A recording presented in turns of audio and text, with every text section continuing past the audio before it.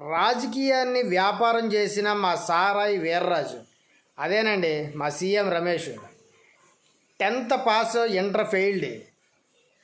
ఈ తెలివితేటలు మామూలుగా లేవు, అమోఘంగా ఉన్నాయి. ఈ సారాయి కాసుకునే రోజుల నుంచి ఈ రోజున చంద్రబాబు బినామీగా అయిపోయాడు. అదే అట్ట చిన్న ఎగ్జాంపుల్ చెప్తాను. ఒక ప్రాజెక్ట్ ఇస్తాడు, దాని ప్రాజెక్ట్ విలువ 11 కోట్లు అనుకుందాం. ఈ 11 కోట్ల ప్రాజెక్టు నాలాంటి వాడికి ఒకరికి ఇస్తాడు. సరిగా చెయ్యట్లేదని నెపంతో నాలాంటి వాడిని పక్కకి తప్పించి సీన్లోకి ఈ సారాయి వీర్రాజుని తీసుకొస్తాడు. ఆ ప్రాజెక్ట్ విలువ 20 నుంచి 30 రెట్లు పెంచేస్తాడు. 200 కోట్లు 300 కోట్లు పెంచేసి ఈ సారాయి వీర్రాజుకి ఇస్తాడు. దాంట్లో సగం మా చంద్రబాబుకి వెళ్తుంది. ఇలాగా చంద్రబాబు బినామీ అయ్యాడు.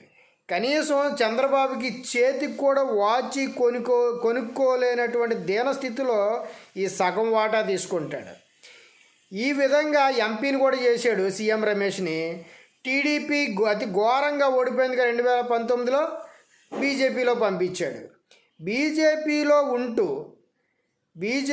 ఉంటూ కాంగ్రెస్కి 30 కోట్ల రూపాయలు ఎలక్టరల్ బాండ్లు ఇచ్చాడు.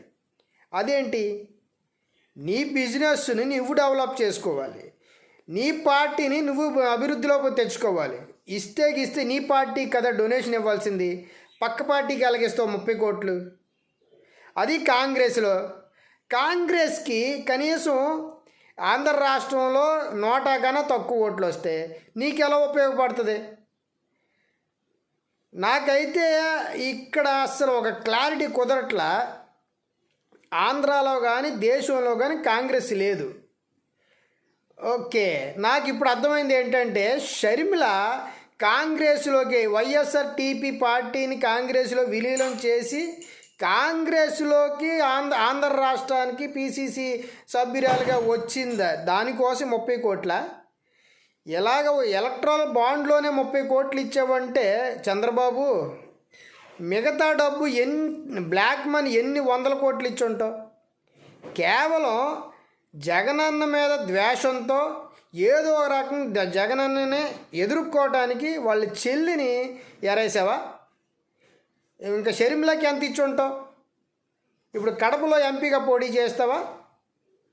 లేకపోతే కడపలో జగనన్న మీద పోటీగా షర్మిలని దింపుతావా? ఎన్ని ఆశాలు వేసినా చంద్రబాబు నీ ఏదనుకున్నది విఫలమవుతుంది. కానీ ఇక్కడ ఈ సారాయి వీర్రాజు 30 కోట్ల రూపాయలు కాంగ్రెస్కి ఇచ్చాడు. మీరు చూస్తున్న జనాలందరూ కూడా గ్రహించాలి. ఇలాంటి రాజకీయాన్ని వ్యాపారంగా చేసినటువంటి సారాయి వీర్రాజు ఎన్ని 100 కోట్లు చేతులు మారిని చక్కని బ్రోకరేజంతో చక్కగా బ్రోకర్గా పనిచేస్తూ మామూలుగా సంపాదించలేదు ఇతను. ఇలాంటి వ్యక్తులు మనం ఎన్నుకుంటున్నాం. ఇలాంటి వ్యక్తులకి ఈ రాష్ట్రంలో కానీ దేశంలో కానీ అత్యంత విలువ. వీళ్ళకి రాజ్యసభ సభ్యులు అన్నట్టుగా ఇంత నీచ రాజకీయం చేయటం ఏంటి? ఇక్కడ ఇప్పుడు టీడీపీకి ఏమో 5 కోట్లు ఇచ్చాడు డొనేషను. ఉన్న బీజేపీ పార్టీకి రూపాయి కూడా డొనేషన్ ఇవ్వలేదు. కాంగ్రెస్కి 30 కోట్లు డొనేషన్ ఎలక్ట్రల్ బాండ్ల ద్వారా.